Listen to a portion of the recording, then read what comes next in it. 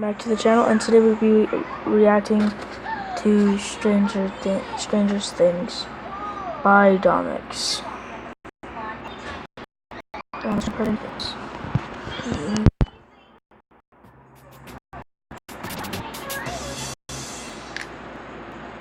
Alright, let's say you live in a condo, apartment complex, or some kind of home cluster that requires key access through a lock gate or door. You're inside and a stranger is at the door on the other side, waving at you, signaling you to open the door for them. Do you let them in? No. I freaking hate being in this situation. Every time I walk into my condo building and there's someone already in the vestibule trying to figure out how the buzzer works, probably for my prostitute neighbor, they see me come in and look at me like I'm their savior, expecting me to open the door for them. I guess I don't have much of a choice. I gotta get inside and I can't just open the door for myself and immediately close it behind me like, no, not you, only me. Well, technically there is a back entrance I could use, but that's on the opposite side of the building, and that feels like too much trouble just to avoid this situation. Or when I'm waiting for a pizza delivery in the lobby and an outsider pleads me to open the door as if they're escaping the plague outside. If I ignore them, I feel like an asshole. But if I open the door for them, I feel like I defeated the purpose of the security door. Well, I just let in a serial killer. I just hope everyone locked their doors and aren't depending on these doors as their only line of defense. Thanks, loser. I'll kill you last. I just recently came back from a trip to California for VidCon and Anime Expo. I had a blast seeing old friends and meeting new ones. Even though I only got to see a lot of you briefly, do know that I enjoyed whatever time we had. Except for when we were outside. Like, what is this, California? You're broken. Go home. Every year for Anime Expo, I rent out an Airbnb with some friends for the duration of the convention. And this year, we got ourselves this nice apartment suite in a gated complex. Unfortunately, at some point in the night, we ran out of toilet paper, and the Airbnb didn't have any extra rolls anywhere. It was like 3 a.m. and our drivers were too tired to go out and get some, and we didn't exactly feel safe walking out in the unknown neighborhood. Luckily, our friend Elle pointed out that there was a public bathroom on the first floor of the complex across from the gym. Nice. So Claire and I decided to head down for some toiletry shopping. Elle didn't really give us specific directions, so we had a little bit of trouble looking for the bathroom. During our search, we passed by the front gate, and a guy, probably in his early 20s,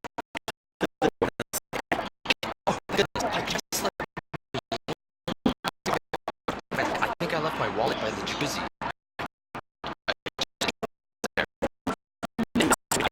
Claire and I looked at each other in hesitation. I don't think we can. Sorry, man. We're just visitors here. Please, could you just help me out? I checked my car. It's not there. I'm pretty sure I left it upstairs. Look, I don't know this guy. I don't know this neighborhood. I am not a bouncer. It was 3 a.m. and neither Claire nor I would have the reflex to defend ourselves from this sketchy dude if he was dangerous. He ain't got no biscuit. I ain't risking it. But he did know about the rooftop patio area with the jacuzzi, so he wasn't totally making it up. It was too late to pull out my fake Chinese and Claire's real Chinese to pretend we couldn't understand and use that as an excuse to leave. It was late, I was tired, there was a rumbly in my tummy, and I just wanted to get some toilet paper. Thanks.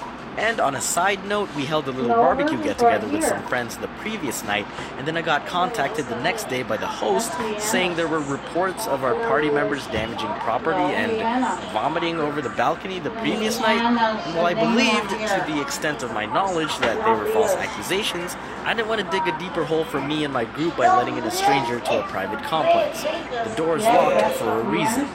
Sorry, man. We can't. Come on. And we headed back upstairs with an extreme lack of toilet paper. Do you think sketchbook paper would hurt? We couldn't find it. Also, there's a dude downstairs saying he forgot his wallet at the jacuzzi or something. We told Elle what happened, and he decided to escort us to the secret bathroom himself. But first, we headed to the rooftop patio to check for this wallet. We looked around the jacuzzi area. Nothing. We checked the rest of the patio area. And on one of the tables there was a pair of shoes, and inside one of them, a wallet. Guess he was telling the truth. Wait, check for an ID. Then we'll ask for his name, assuming he's still down there. Felipe Gonzalez. We left the wallet where it was and headed back down. He was still there. Hey. Alright, so we did see one up there, but I don't think we can let you in still. Any chance your friend can get it for you? No, they're asleep now. We drank a lot. I tried calling them, but they're already passed out. Hold on. What's your name, by the way? Chris. That's definitely not how you pronounce Felipe. Oh, yeah, that's my other friend.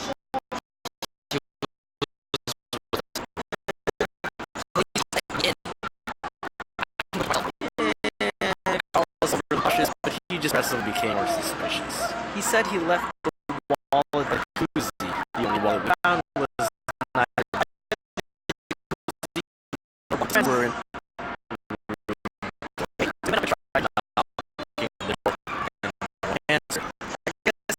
they were that makes sense. But then again, it was 30 at this point, and most people came back to the rooftop again for a more thorough search. But still nothing. He had an excuse, but he really positioned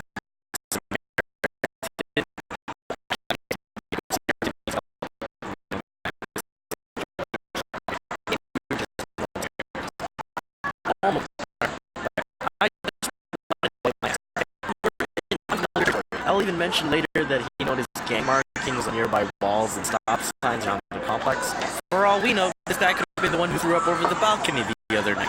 We got the toilet paper, but we didn't let him in. I'm sorry, Chris. I'm not calling you a gangster necessarily, but you had an unlucky night. He did, however, have his car and phone. If he did drink with his buddies, it was probably best that he didn't drive that night anyway.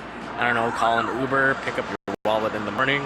I don't know if he made the right decision, but I felt it was the safe decision. Plus, what if he also knew about the secret bathroom and wanted to take the toilet paper for himself, huh? Nuh-uh, dude. Natural selection.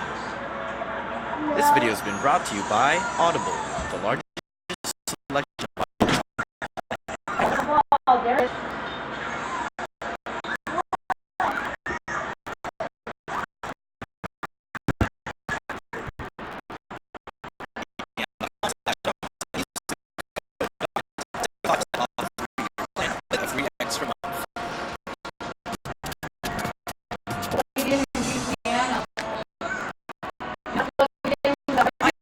life for over 28 years now, and despite having significant events in my life, I have an assortment of memories from my childhood. Take my 18th birthday. It's supposed to represent the day I entered adulthood, but I actually don't remember why I did that day.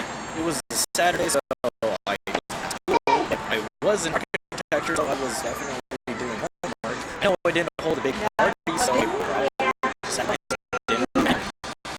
Except I don't even remember what we ate. So I don't recall my adulthood gateway from 10 years ago, but I do remember the last night I was in the Philippines 20 years ago before immigrating to Canada.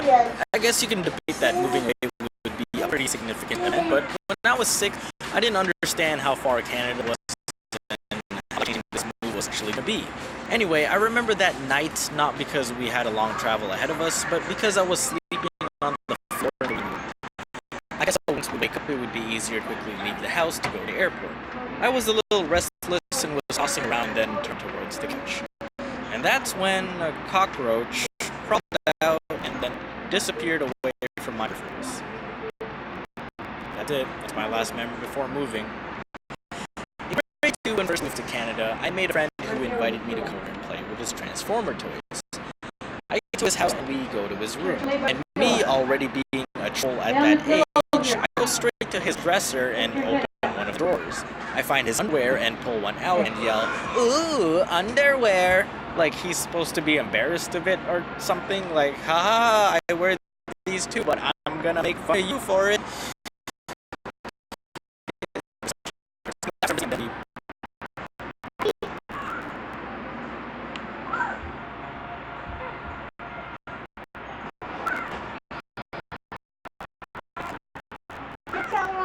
We proceed to play with his toys. And that's how I remember Marcus, a chubby kid with cool toys that wore tighty whities like me. In grade 4, I was out at recess playing a big game of Manhunt with a bunch of kids. Manhunt is basically just tag, but if you get caught, you join the hunter team and help tag the others until everyone is caught. I was hiding out between two portables. I think Americans called them trailers, which wasn't really a great spot because it was a dead end. If someone found me there, my exit would be blocked. Indeed, someone found me there and blocked my exit. There was maybe 3 to 4 meters between the portables, which gave me a tiny bit of room to try and juke my way past the hunter, except there was a loose nail sticking out of one of the portables, which caught my shirt as I was escaping and made a huge tear right under my armpit and also gave me a big cut. But I was embarrassed and pained, so I went to a teacher's help. I just